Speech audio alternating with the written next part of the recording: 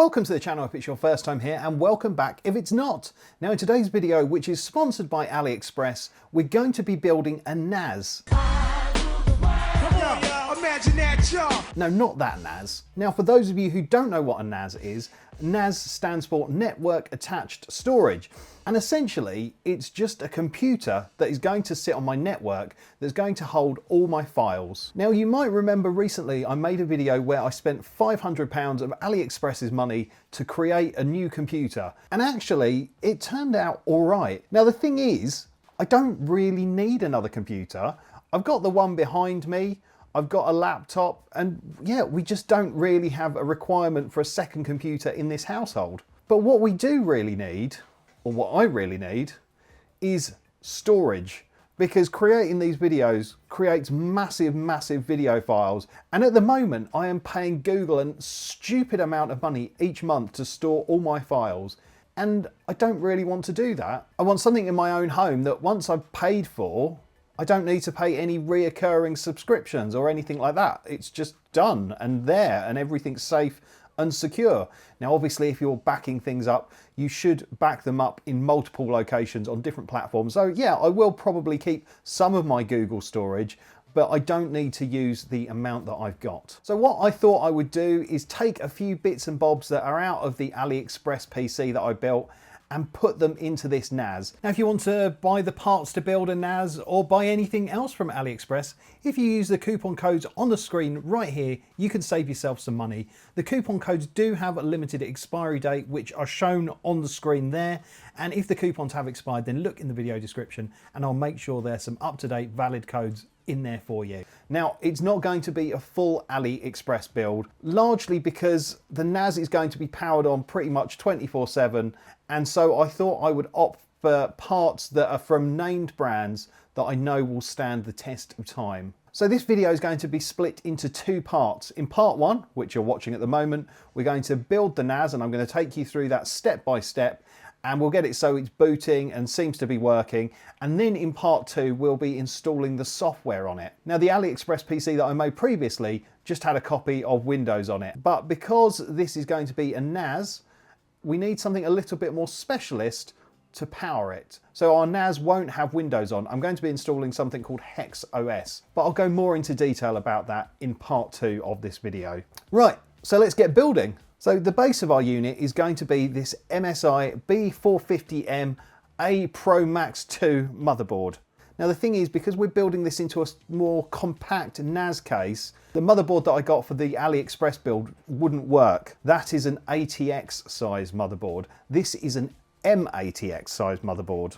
And this cost me £68. Okay, so we've got a SATA cable, and that is for connecting up one of our hard drives. We've got the backplane. We've got this little guy here, which is for installing our M.2 hard drive. Now, like the AliExpress build, what I'm going to do is I'm going to start building the computer up out of the case, just so we can get it mostly built and tested before we install it into the case. It's really good practice if you're building a PC. Let's have a little look around our motherboard, just so we can get our bearings with it. So it's got this guy here, which is our processor slot. So I'm going to take the processor out of the AliExpress PC and put it into here. It is an AMD processor on the AM4 platform. Newer AMD CPUs are on the AM5 platform, but this isn't going to need masses of power. We've got some I/O on the back. It's got a keyboard and mouse port.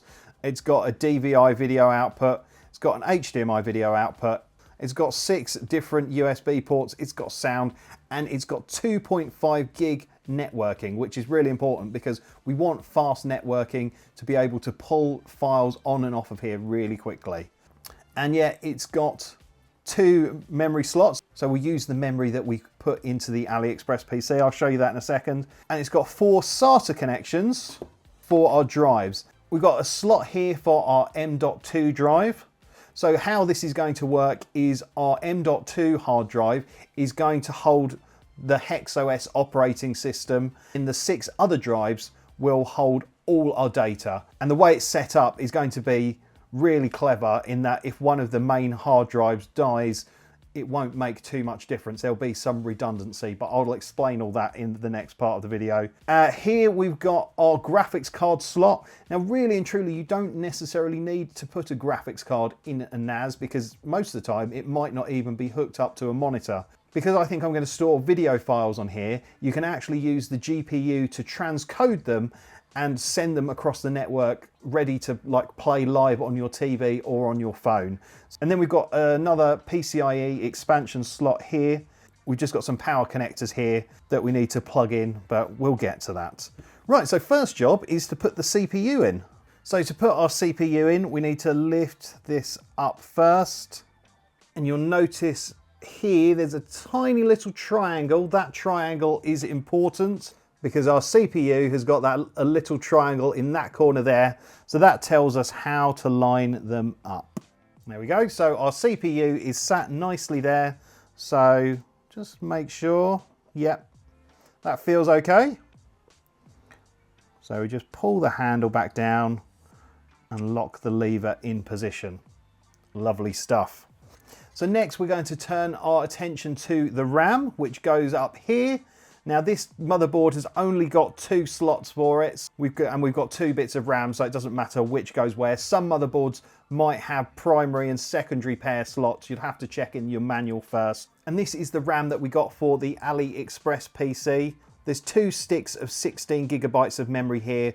So that means we've got 32 gigabytes of RAM in the computer when it's all done and dusted. Now, because this is DDR4 RAM, the prices of them have gone absolutely mental. Now, I think at the moment, this set on AliExpress is £160. Now, when I bought them for the PC just a few months ago, they were under £50. So yeah, I'm kind of glad I got these when I did. And to put our memory in, we've just got to pay attention to this key here and make sure it lines up with the key on the slots themselves. And then if we just push it down, the 2 clips either side should lock in. Nice. And we'll do the same on this slot here. So the next job is to put our M.2 drive here. Now, I was going to use the one that came out of the AliExpress PC, but it was a bit of a random brand. So instead, I'm going to use this crucial one that I've had knocking around for ages. I think it gives me 1 terabyte of storage. It goes into the slots here, but it needs a fixing onto the motherboard to go into this hole here. And that is what this little baggie that came with the motherboard contains. So I'm just going to screw this into position. And then we remove the screw from the top, and then we push our drive in. I think that's how it works. Now we need to install the cooler onto our CPU. I couldn't use the one that I got for the AliExpress PC because that was really, really large and we don't have much space in our case. So I picked up this AMD Wraith cooler. It was around about £9, I think. It's got these little screw guys and it should really be going here. So I think what we need to do is remove these guys here.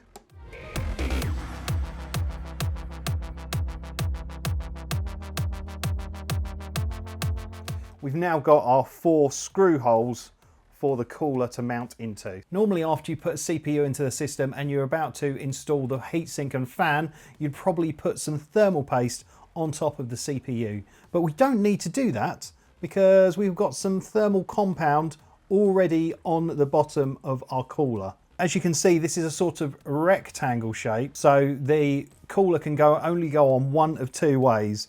I think if we put it down like this, the AMD logo will whack against the memory modules. So really, the only way we can install it is this way round. So yeah, let's get that installed. So while I'm doing that, let's shout out our channel members. Channel members have gone 1 step above subscribing to the channel and offer a small monthly donation to help support it. If you want to become a channel member, just scan the QR code in the corner of the screen or follow the link in the video description. Anyway, at time venting, our channel members are the Kip fans, and then we've got the Kip early birds who are Tim Salt, Sorcerer Stan, Mark C, Rob Lynn, Joseph Neal and Paul Monaghan.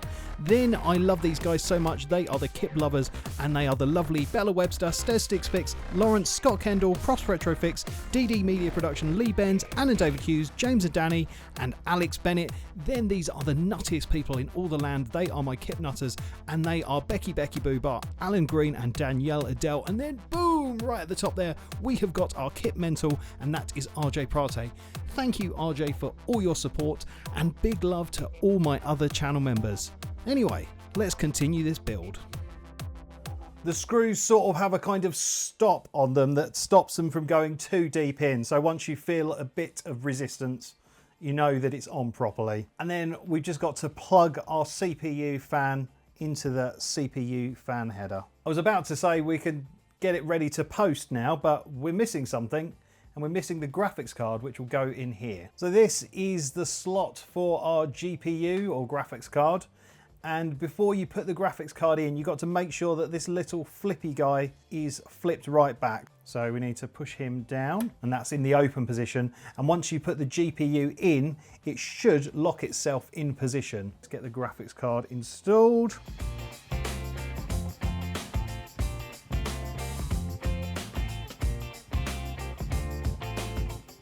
So that's roughly in position.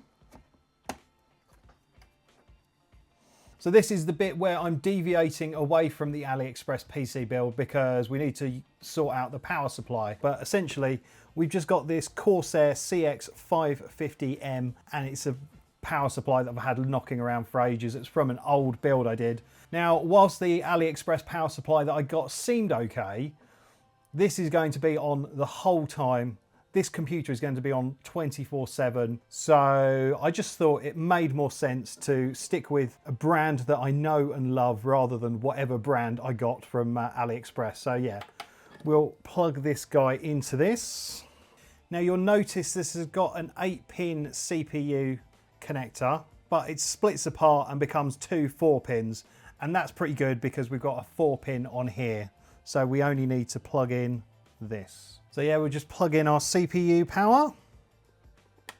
Nice. And next we've got to plug in our main motherboard power connector. And then this clips onto there. And then the last bit of power we need to put in for now is into our graphics card. So there's the power connector on the graphics card.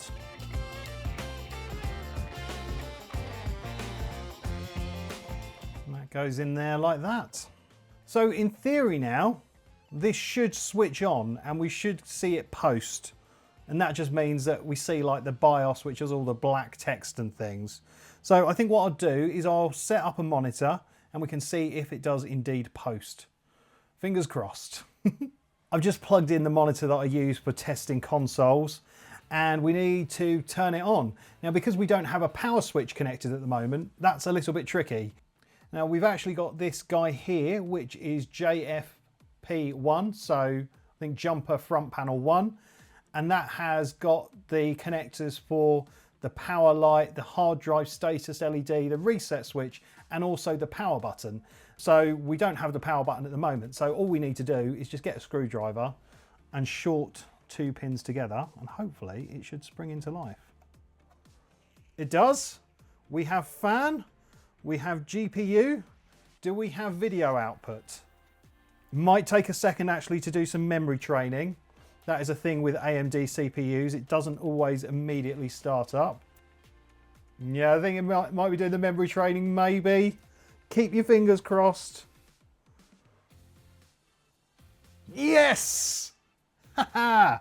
Now, because the hard drive in this is blank, it won't be able to boot into Windows or anything like that because there's no Windows or HexOS installed. Perfect. So, essentially, it's saying that it doesn't have a boot device, so it can't boot into anything. So we've built the computer. Well, sort of. We've done a bench build. So that goes to show that everything so far seems to be working fine. So the next job is to get this into the case. So a super important part of the build is the case, and this is the case that I've gone for. And it is a Sagittarius 8-bay case. So that means it's got 8 bays in here for 8 hard drives. And it's this kind of cool cube shape. And it supports M80X motherboards, which is the motherboard that I've got. And it also supports ATX power supplies, which is the power supply I've got. Now this case is interesting because it only seems to be available from Chinese sellers. So yeah, if you wanted this case, you'd probably have to get it for AliExpress. And it cost me around about £130, which feels like a lot of money, but I've seen a few videos online of this case and it actually looks pretty decent. So here is our case out of the box, and we're looking at the front of it at the moment. I've flipped it on its back so you can see it a bit better. So this is the sort of main area where the computer is going to be. And if we pull this little tag guy up here, this little cover comes off and we can see our 8 bays that we'll fill with hard drives eventually. Oh, I've also got some sort of, these are to protect from dust ingress, I think. Oh look, yeah, they've got little sticky strips. So you can stick those in position. And on the front here, we've got very, very basic I/O. There's no audio or anything like that. There's simply a power switch, a USB-A socket and a USB-C socket. But realistically, apart from maybe plugging in a thumb drive, I'm not really going to be plugging too much into this, so that's absolutely fine. And then obviously we've got the I/O on the back of the case. And this case can support up to 420mm fans. So you can have 2 fans here at the front. So now we've got the case flipped over onto its back, and you can see where we can put those 2 other 120mm fans. So that would be good for blowing cold air across the hard drive. So it will suck in the air from the back and blow it across the hard drives and blow it out the front. And then, yeah, this is where our motherboard will go. So our port cover that we got with the motherboard will go into this bit and we'll have access to all our ports. And then the power supply will sit up here. And then we'll have our graphics card in here. Now inside the box, we got this accessory box. So let's have a little look at that. So we've got a selection of screws. I think these are little trays for the hard drives to fit onto. So you can just pull them out. So you'd stick your hard drive onto there and you'll be able to pull them out on the tray. Oh, and yeah, this is just our cover that will go onto there eventually. I don't think there's any kind of manual. Yeah, there's no manual for this case, which isn't the end of the world, but yeah, it might make installing things a little bit trickier. I might see if I can find a manual online, maybe. And I think, because I don't have a manual, to get into the case, to build into it, we need to remove these 4 screws here. Let's do that now, see what happens. So hopefully we should just be able to lift this up and we'll see inside the case. We can. And because we've got such a basic I/O at the front, that's all we've got connector-wise inside the case. So we've got this guy here that powers both the USB-A and USB-C port, and then our power switch, and that's it. So to get to where we need to plug the hard drives into eventually, we have to unscrew the other side of the case.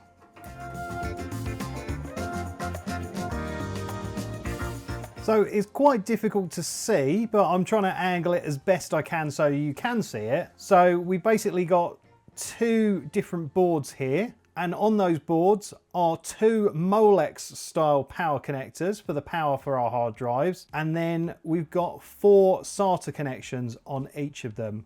So essentially you can either feed the power and hard drive cables either through the top of the case, through that gap there, or the bottom through that gap there. This is going to be a very tight case to build in, really. Once we've got the board into position, there's not going to be much room for maneuver. And also there's such little clearance between the bottom of the power supply and the bottom of where the CPU cooler is. So I'm just going to test fit this in because I've got no idea how it will fit, if it will fit. That is going to be tighter than a nun's habit, but I think we should be okay. Let's put the I/O shield in. I'm just looking at the screws and things that were included with this, and we've got these screws here and a lot of these rubber bung things. I think the rubber bung things fit onto the side of the hard drive, and that's what slides in and out of the case. Right, I just want to show you all the screws in a little bit more detail than the overhead camera will allow. So yeah, I've been through everything, and these are the screws for our rubber bungs that I showed you. These guys here are for the motherboards. These are for the power supply, I think.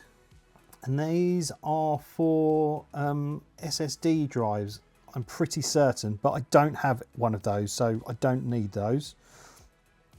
These are for installing a fan, but there's only 4 of them, and the fan comes with screws anyway. These ones, I can't remember what they're for. But these silver ones are for those removable plates that I showed you earlier that the hard drive will go onto.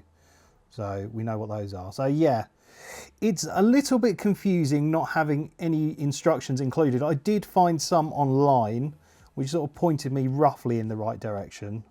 We just need, at the moment, the motherboard ones, the power supply ones, and yeah, these guys and these guys for the hard drive fitting.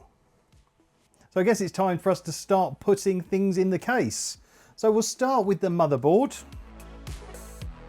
And that's going to go in something like that. So yeah, we've just got to screw it in position. So these are the screws I'm using to screw the motherboard in. Now I'm just going to put a few of them in lightly and then go round and tighten them all up.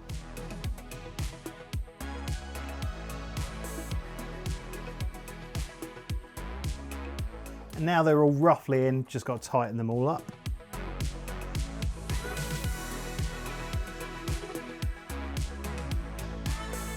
To get our graphics card in, we need to pop out these blanking slots here. So it will be this guy here. So we just give it a little wiggle back and forth and it breaks off the metal tabs. And then we need to do this second one here. Actually, before we put in the graphics card, I'm just going to plug in the power switch to those teeny tiny connectors I showed you before.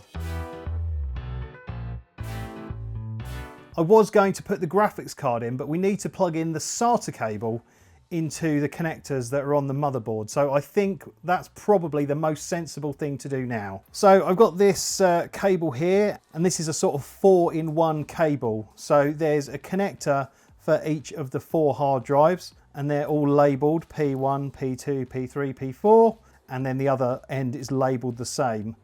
So we need to plug these 4 of this end into the connectors on the motherboard, and then the other ends will go through the back of the case to where all the hard drives will sit and plug in there. Now the beauty of these cables is they can only be plugged in one way. They've got that sort of L shape to them, and so yeah, you've just got to make sure you match it up with how it is on the motherboard, and they should plug in nicely.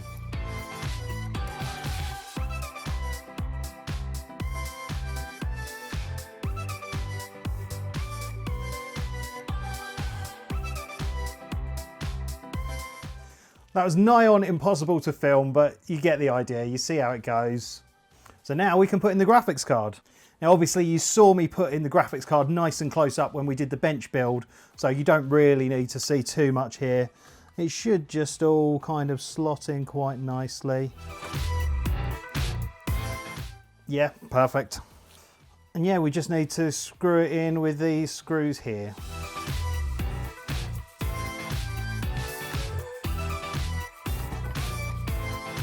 So now we need to think about fans, and I'm going to put 2 fans in the front here. These are Thermalright fans. They're sort of around like 6 or 7 quid each. Great value for money. And it's a bit hard to see, but essentially the fans are mounted onto the grill. So I'm going to get those fans screwed in.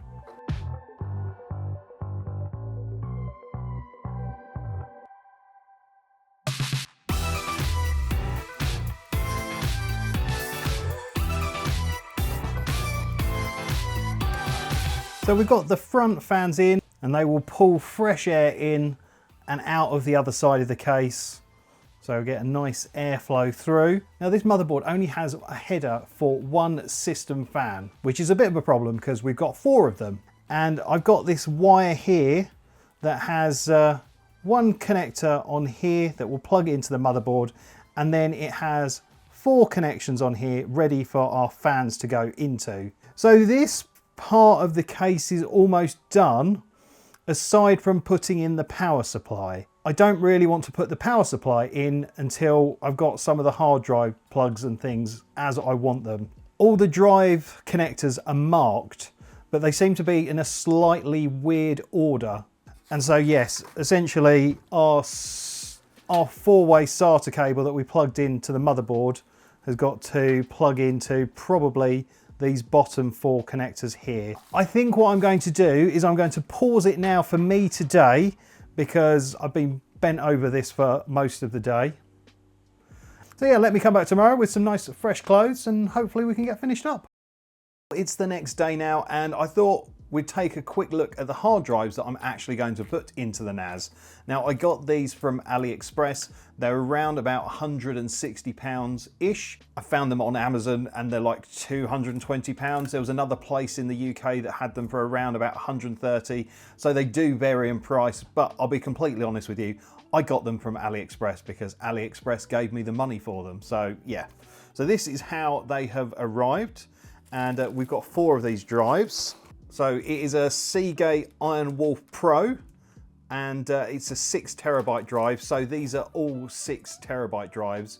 So that gives me 24 terabytes of storage. That doesn't mean I'm going to have 24 terabytes of storage to use. Well, I sort of am, but essentially, because this is going to be in a RAID setup, it might be that 1 or 2 of these drives are actually there for redundancy, and so therefore if one of the drives fails, I still have a copy on one of the other drives.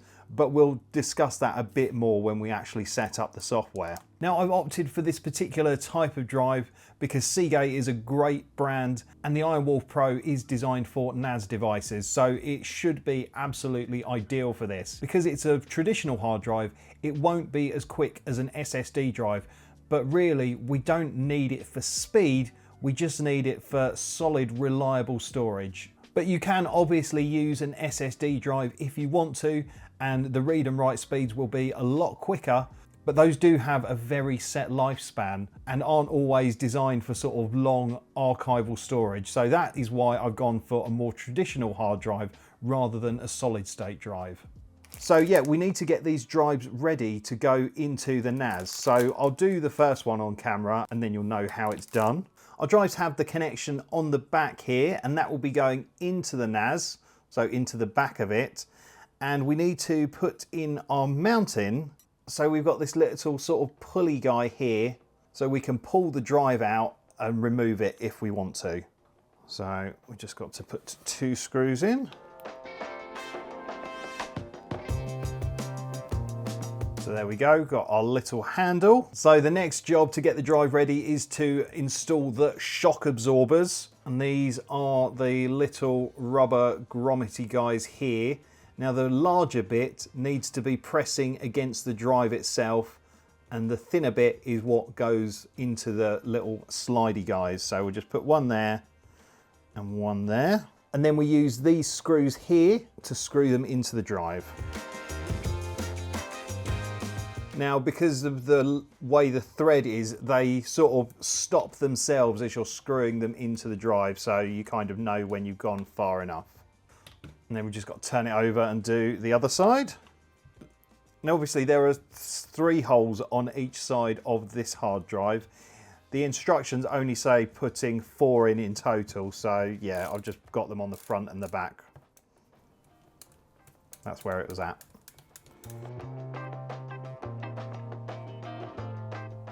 There we go, there's our hard drive with the little rubbery guys. So now I've got to do that 3 more times, but I'll do that off camera and we'll come back when they're all done. Right, so now we need to start wiring up this side of the case. We're going to need to put the fans in, and we're also going to need to plug in the hard drive data lines and the hard drive power lines.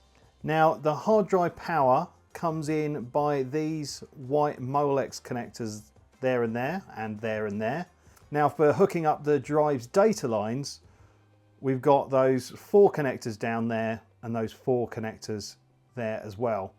Now they seem to be numbered in a slightly strange way, and that's why I've written with Sharpie on here the numbers that correspond to the number pattern on the circuit board. It doesn't go from 1 to 4 in that sequence.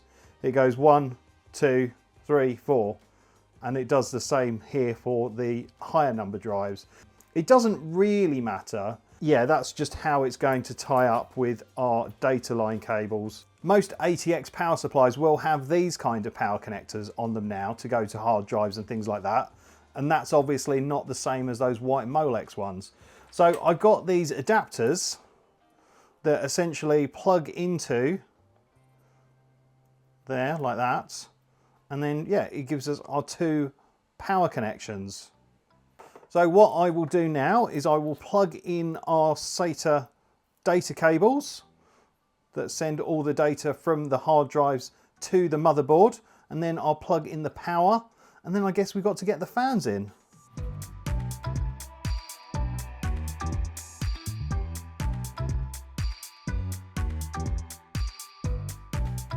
Okay, well I've not done any kind of cable management on it yet, but that's roughly how they go. And yeah, I'll just plug in these Molex guys that will provide the power.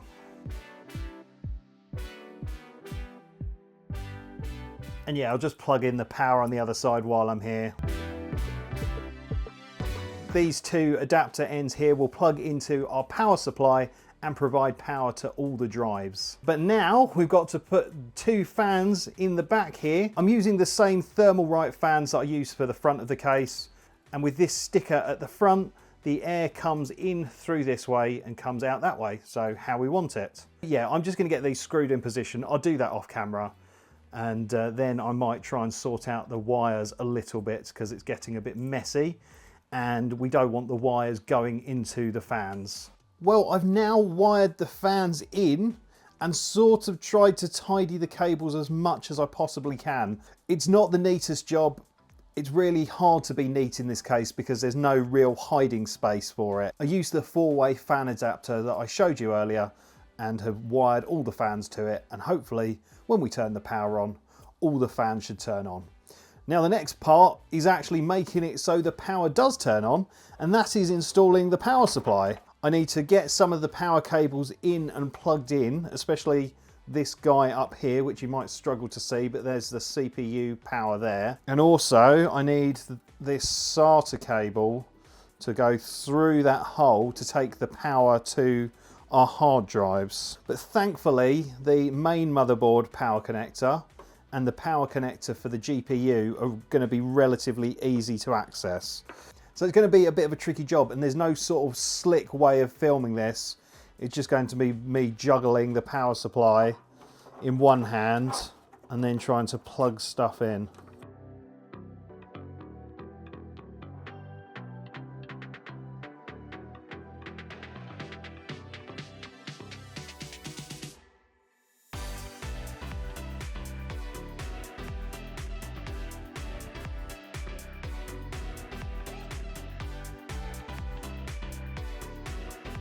I've now got to plug in the main power connector, the GPU power connector, and I've also got to thread this SATA cable through down into the bottom corner hole so it comes through and can power the hard drives.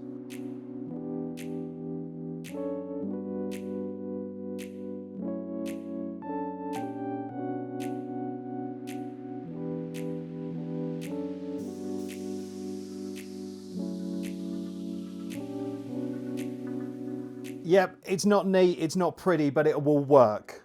I hope so anyway. Right, so now we've got to flip it over and just plug in our SATA power. And then I think we're not a million miles away.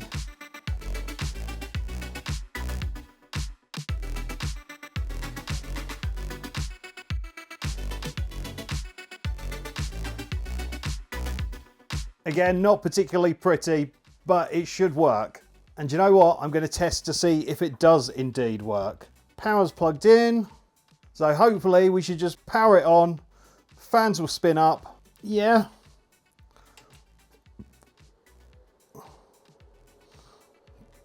Excellent. But do we get video output? That is the question. Let's have a look and see. So I've got it set up now, so the screen is being captured and hopefully I can see what's going on here. And yeah, let's power it on for the first time, all plugged into video, and see what happens. Look at it. Oh, we did it. We absolutely did it.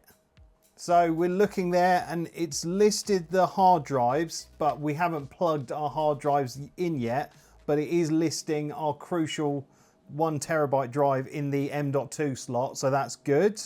Right, I think we should stack it up with all the hard drives and make sure they appear in the BIOS.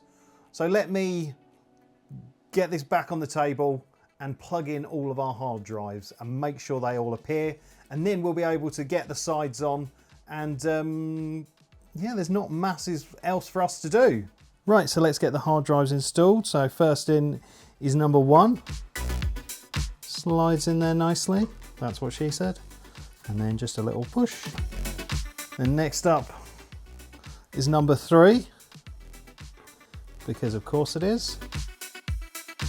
Slide in and push. And then next up, number 4. Nice. And then finally, number 2. Don't ask me why the circuit board's labelled that way and the drives are going that way. I've no idea. Right, let's pop on the cover. Excellent. Boom! Haha, there we go.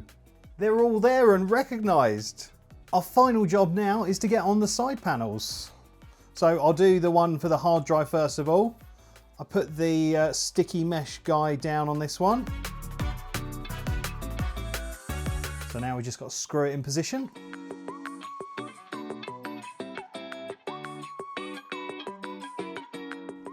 That's looking good. Right, let's flip it over and do the other side. That's what she said. Yes, I know the cable management has a lot to be desired, but it's the best I could do in the space I had available. And we're done.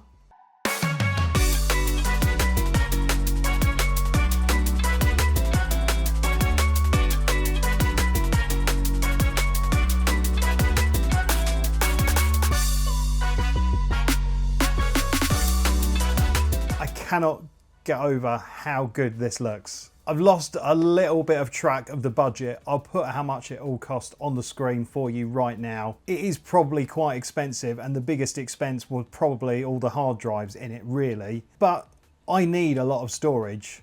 You might not necessarily need that much storage, so your hard drives might be cheaper. And you can make a NAS out of pretty much any computer that's lying around, especially with HexOS. It's designed for home users who are just starting to use NAS software, and it tries to make it as easy as possible for you. So that will be the next part of the journey, which will be part 2 of this video. It'll probably be out in a few weeks, so I can make sure I do the perfect video for it.